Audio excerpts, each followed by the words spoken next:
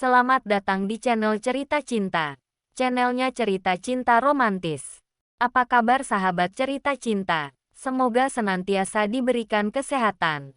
Disclaimer, cerita ini hanya fiktif. Jika ada kesamaan tokoh, tempat dan cerita, itu hanya kebetulan semata. Tidak ada unsur kesengajaan. Sebelum lanjut mohon dukungannya dengan like dan subscribe dulu. Suamiku dilamar janda kaya. Bagian ke-37. Iya Ning. Aku datang. 25 menit. Aku sudah ada di situ. Buktikan ucapanmu. Cium keningku. Kata Mas Elang dari ujung telepon. Apa, Mas? Liriku pelan. Kaget luar biasa membuatku kehilangan kata-kata. Gak boleh ingkar Ning. Tegas Mas Elang. Mas. Gumamku serasa tercekat. Aku datang ya.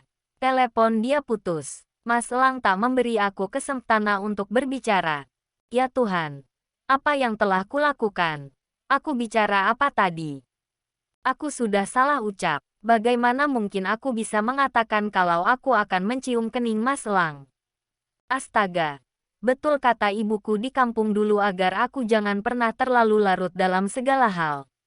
Saat kamu sedang sedih, jangan terlalu tenggelam dalam duka. Sebaliknya saat kamu senang, jangan terlalu gembira.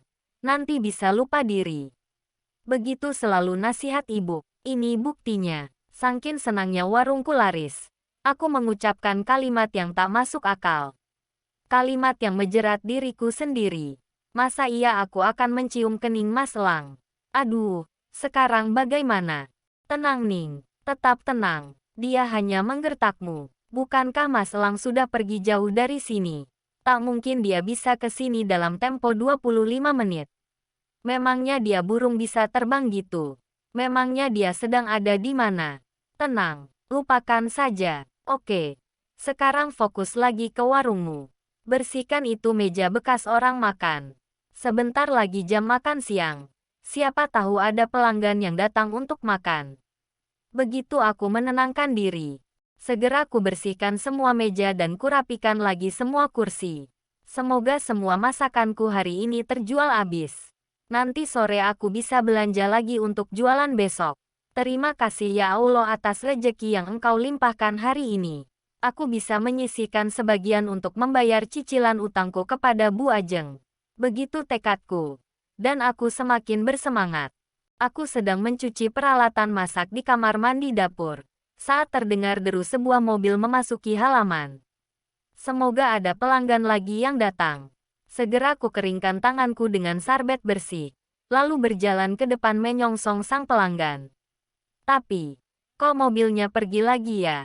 Apakah enggak jadi dia makan di sini? Ku percepat langkah. Jantungku tiba-tiba berdegup kencang. Ada gempa di dalam dadaku. Duduk-duk-duk. Astaga. Aku tiba-tiba lemas. Ya Allah. Itu Mas Elang. Mungkin tadi dia datang naik taksi. Kok bisa dia sudah ada di sini? Coba. Apakah dia itu sejenis manusia atau burung elang beneran? Dia bisa terbang dari luar negeri sana lalu hinggap di sini. Dengan begitu mudahnya. Secepat itu. Hei. Sapanya menggerakkan roda kursinya ke arahku. Aku yang baru sampai di ambang pintu tengah. Seketika mundur. Mas Elang malah terus-menerus maju. Kakiku terhenti saat menyentuh sesuatu di belakangku. Awas jatuh Ning, kata Mas Elang mengingatkanku. Sebuah lengkungan terbentuk di kedua sudut bibirnya. Sebuah senyuman terbentuk di sana. Ya Tuhan, senyumnya begitu manis. Masa iya? Baru sekarang aku menyadarinya. Kuakui, meskipun selama ini wajahnya selalu ditekuk. Meskipun bibir angkuhnya tak pernah tersenyum. Tapi aku bisa menilai kalau dia adalah seorang pria yang sangat tampan. Dan hari ini baru kusadari. Ternyata senyumnya juga sangat menawan. Hei, kenapa aku malah terpesona? Ning, dia datang untuk menagih sesuatu darimu. Dia minta dicium. Cepat cari akal. Ning, kamu kenapa? Kok ngelihatin aku seperti itu? Kaget ya? Atau takut? Kamu pikir kenapa aku bisa sudah ada di sini? Begitu, kata Mas Elang masih sambil tersenyum. Pria itu makin mendekat. Aku makin mundur lagi. Tapi, ups, Apa ini? Aku sudah tak bisa lagi mundur. Aku sudah mepet ke dinding. Selesailah aku. Ya Tuhan. Tungkai kakiku tiba-tiba lemas. Terduduk aku di sebuah bangku panjang. Mas Elang mendekat lagi. Kini dia berada tepat di depanku. Posisi kami bahkan sudah sejajar kini. Karena aku terduduk di bangku ini. Semoga tiba-tiba ada yang datang. Semoga ada yang mau makan di warungku. Ya Allah. Tolong selamatkan aku. Iya. Mas. Mas Elang kok ada di sini? Toh. Bukannya sudah terbang? Tanyaku tergagap. Berusaha menormalkan gemuruh di dada. Aku batal berangkat lagi Ning. Aku terlalu bahagia saat mendengar kau begitu bahagia. Maksud Mas Elang. Ya. Aku sebetulnya sudah ada di bandara saat kita berbicara lewat telepon tadi. Sengaja ku batalkan setelah mendengar janjimu untuk mencium keningku. Aku enggak ada janji Mas. Aku hanya bilang aku akan. Akan apa, Mas? Maaf. Kenapa malah minta maaf? Iya. Aku salah ucap. Maafkan aku. Salah ucap. Lalu, sebenarnya kamu mau bilang apa? Enggak ada. Aku cuma mau bilang terima kasih, Mas. Karena berkat dukungan Mas Elang, rumah makanku mulai dilihat orang. Begitu. Maaf. Kalau begitu, aku maafin kamu. Selamat ya atas kesuksesan hari pertama rumah makanmu. Boleh aku memberi kamu hadiah sesuatu atas itu. Hadiah. Aku yang sedari tadi menunduk. Langsung menatap matanya. Iya. Hadiah. Boleh. Hadiah atas apa? Karena rumah makanmu laris di hari pertama. Hadiahnya apa? Aku ingin mencium keningmu. Mas. Kenapa? Aku terdiam. Kukira masalah ini sudah selesai setelah dia memaafkanku. Tapi, kok dia sekarang yang ingin menciumku? Apakah dia serius? Atau hanya bercanda? Bagaimana ini? Ning, aku tersentak lagi. Dia menyebut namaku dengan begitu lembut. Lalu meraih telapak tanganku. Hei, kenapa aku berdebar lagi? Tarik tanganmu. Ning, jangan izinin dia menyentuhnya. Tapi, aku kok nggak bisa melepas tanganku. Kenapa aku ini? Kamu pucat Ning. Kenapa? Kamu takut? Tidak. Ya, jangan takut. Aku tidak akan menyentuhmu. Aku tidak akan pernah mencium kamu jika bukan kamu yang minta. Mas, ya, itu janjiku. Jangan pernah merasa tidak nyaman denganku ya. Terima kasih Mas. Ya, tapi aku boleh berkata jujur sama kamu. Ning, boleh. Sekarang aku mau berterus terang. Karena aku merasa sesak sendiri bila terus memendam. Meski sebenarnya aku sudah berusaha melawan rasa ini.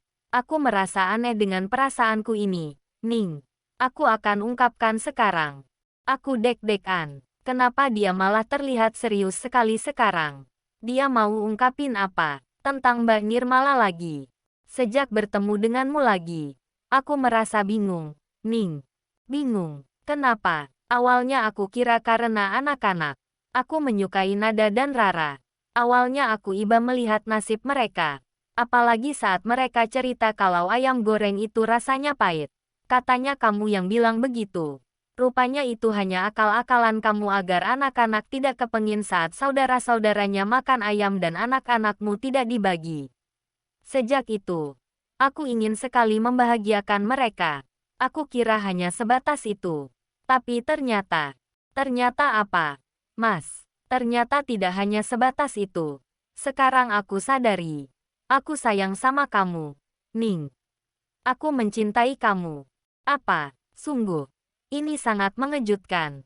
Ini tidak mungkin. Bagaimana mungkin dia mencintaiku? Aku hanya seorang perempuan kampung. Jelek, kurus, kumal, miskin, janda. Dan, Mas Sigit saja sudah mencampakkan aku. Konon lagi Mas Elang yang tajir. Orang kantoran. Ayahnya punya kebun sawit lebar. Ibunya punya restoran terkenal. Aku siapa? Aku capek menahan perasaan ini. Ning. Makanya aku ungkapin. Jangan kaget begitu dong. Ning. Kalau kamu nolak juga tidak apa-apa. Yang penting aku sudah ungkapin dan aku sudah merasa plong. Mas Elang bilang apa barusan? Kalau aku tolak juga tidak apa-apa. Maksudnya apa? Aku pulang ya, Ning. Maaf sudah mengganggu waktumu, dan terima kasih sudah mendengarkan aku. Tunggu, sergahku menghentikan gerakan roda di kursinya. Pria itu mendongah. Aku sudah berdiri di hadapannya. Mas Elang bilang apa barusan?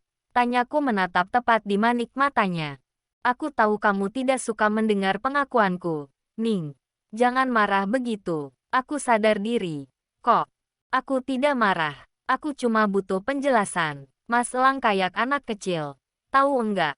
Udah ungkapin perasaan lalu main pergi aja. Kenapa Mas enggak menunggu jawabanku? Jawaban kamu. Jawaban seperti apa yang akan kau berikan padaku? Aku udah tahu. Ning, tanpa kamu jawab. Tahu apa? Mas pikir aku akan jawab apa? Kamu pikir perempuan mana yang mau menerima pria cacat seperti aku? Enggak ada. Ning, kamu lihat Nirmala. Dia langsung meninggalkanku kan. Dia malu punya suami cacat. Bahkan dia berharap kematianku. Agar dia mendapat harta bagianku. Kamu lihat sendiri seperti apa pria yang dia inginkan bukan? Kita bertemu mereka di parkiran mall kemarin. Kamu ingat? Pria yang gagah. Ning. Pria yang bisa memeluknya sambil berdiri. Bukan seperti aku yang hanya bisa duduk di kursi roda ini. Mas, lalu kamu lihat Kinanti. Dia bilang mencintaiku sejak kami masih remaja dulu. Dia bilang cintanya tak pernah berubah meski aku sudah pernah menikah dan menolak dia dulu. Tapi, lihat syarat yang dia berikan padaku. Kau lihat kan? Dia tidak mau kalau aku masih lumpuh. Dia mau menikah denganku bila aku bisa berdiri dan berjalan lagi seperti dulu. Lalu dia dan seluruh keluarganya berjuang untuk pengobatanku. Keluargaku juga mendukung mereka. Mereka hanya memikirkan kesembuhan fisikku.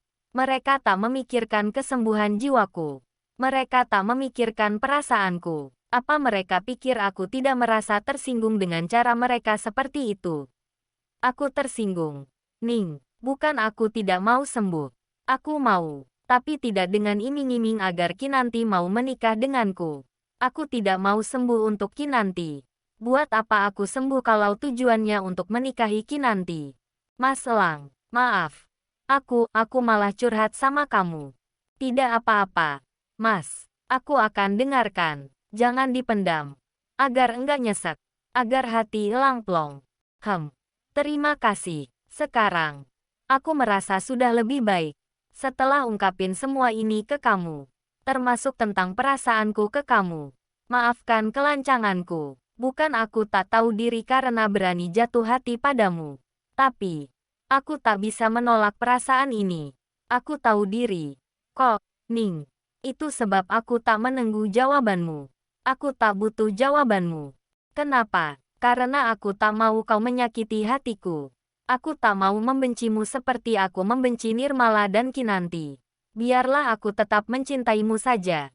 Tanpa mengharap balasan perasaan yang sama darimu. Karena itu sangat tidak mungkin bukan? Tapi, tolong jangan kau ungkapin. Ya, aku tak mau mendengar kalimat penolakan keluar bibirmu. Karena tanpa kau ucap pun aku sudah tahu jawabanmu. Mas Elang, ya. Ning, aku sadar siapa aku. Aku tak pantas untuk dicintai perempuan manapun. Aku tak bisa apa-apa. Bahkan seorang penarik becak lebih pantas mendampingi hidupmu daripada aku. Seorang penarik becak bisa mengangkatkan barang belanjaanmu. Bisa menyambungkan selang gas saat isi tabung gas tiba-tiba habis saat kau sedang masak. Bisa mengangkatkan karung beras dari depan ke meja masakmu. Bisa. Cukup. Mas, entah bagaimana. Tiba-tiba aku menghentikan ocehannya dengan bibirku. Aku menepelkan bibirku di bibirnya. Maaf. Aku minta maaf. Aku terlalu terbawa perasaan. Aku tak tega mendengar semua kesedihan Mas Elang. Ternyata, di balik sikapnya yang selalu keras, suka memaksakan kehendak, suka memutuskan sesuatu tanpa meminta jawabanku. Ternyata ada gumpalan derita di dalam dadanya. Ternyata dia merasa hidupnya sebegitu sudah hancurnya. Dia merasa sudah sangat tak berarti bagi siapa-siapa.